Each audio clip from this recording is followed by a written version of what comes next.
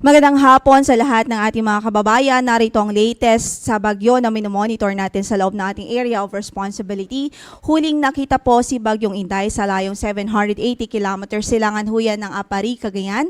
Taglay ang lakas ng hangin umabot po sa 165 km per hour near the center at gustiness na 205 km per hour. At kumikilos po yan sa direksyong Kanluran, Hilagang Kanluran na 20 km per hour. And as we can see po, based on our latest satellite, yung kanyang mata at yung compact ng kaulapan at halos kabuuan ng bagyo ay nasa karagatan pa ho.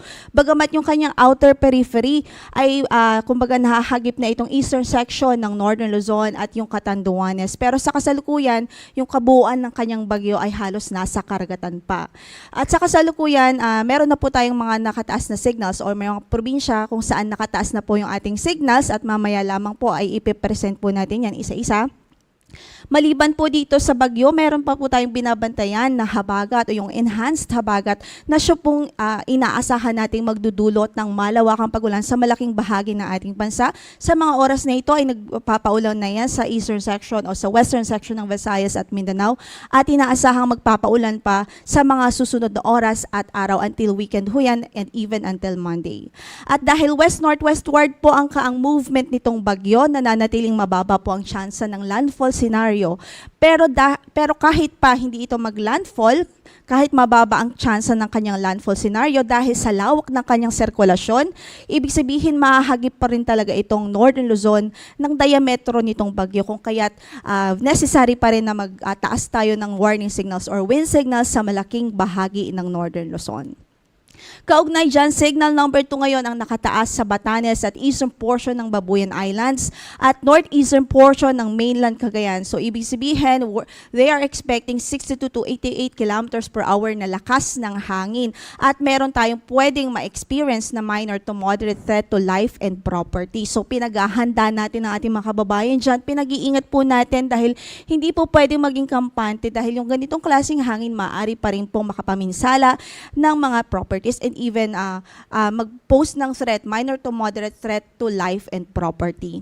Samantala, signal number 1 naman sa natitirang bahagi pa ng Cagayan kasama na ang Babuyan Islands. Signal number 1 sa Isabela, northeastern portion ng Quirino, sa Apayao, northern portion of Abra, sa Kalinga, eastern portion ng Mountain Province, eastern portion ng Ifugao, Ilocos Norte, northern portion ng Aurora, at sa northern and central portions ng Catanduanes. Ibig sabihin, may 39 to 69 kilometers per hour na lakas ng hangin po silang pwede pong maranasan or ma-experience in the next 24 to 36 hours. So meron pa pong time para makapaghanda pero we're hoping that by this time ay nakapag-ready at nakapag-prepare na po ang ating mga kababayan sa mga nabanggit nating lugar.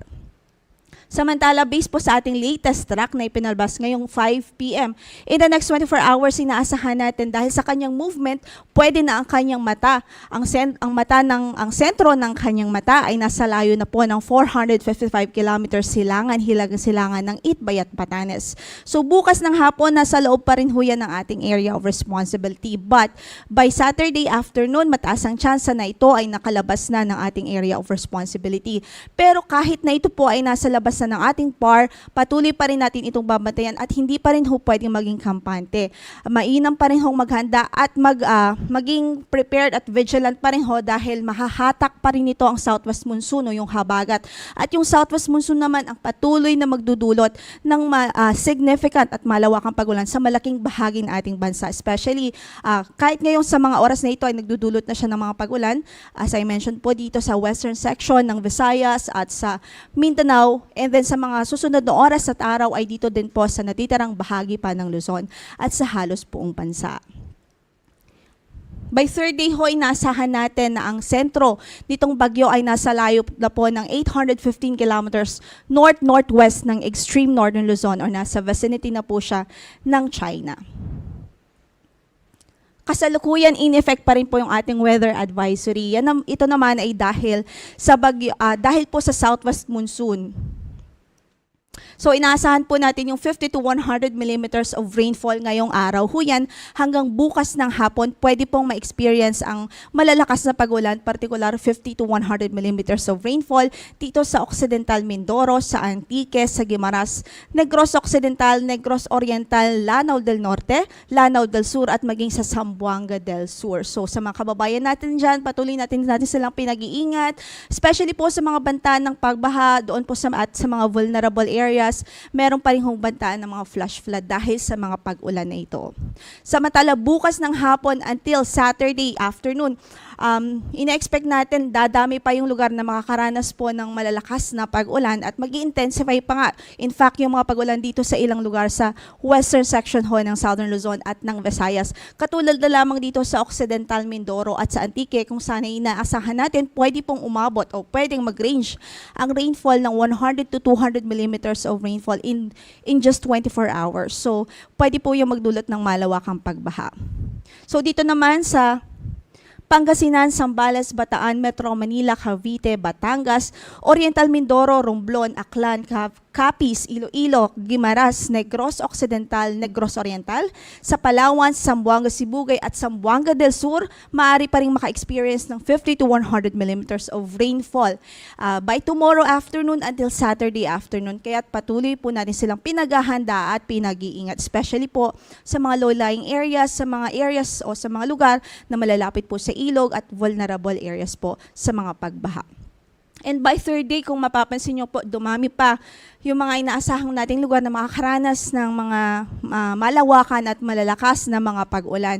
At yung mga areas kung saan ay pwede makaranas po ng 100 to 200 millimeters of rainfall ay dito pa rin po sa Occidental Mindoro, sa Zambales at maging sa Bataan. Habang 50 to 100 millimeters of rainfall naman sa La Union, Benguet, Pangasinan, Tarlac, Pampanga, Bulacan, Rizal, Metro Manila, Cavite, Batangas, Oriental Mindoro, Romblon, Aklan, Antique, at maging dito po sa Palawan. Dahil sa southwest monsoon or enhanced southwest monsoon, inaasahan natin ang occasional gusty winds o medyo mahangin na kondisyon ng panahon sa malaking bahagi ho ng bansa, most of the country, dahil po yan sa habagat. Kaugnay dyan, meron din po tayong gale warning na nakataas ngayon sa malaking bahagi o sa eastern section ng ating bansa, partikular ho dito sa Batanes, northern and eastern coast of Cagayan, including Babuyan Islands, sa Isabela, Aurora, northern and eastern coast of Catanduanes, Polillo Islands, eastern coast of Camarines Norte, northern coast of Camarines Sur, northern eastern coast of Northern Samar. Ibig sabihin, hindi po muna inaalaw or hindi nare-recommend na pumalaot ang maliliit na sasakyang pandagat dyan dahil napakadelikado po ng kondisyon ng karagatan dahil po sa presence ng bagyong Si Inday dito sa eastern section ng bansa.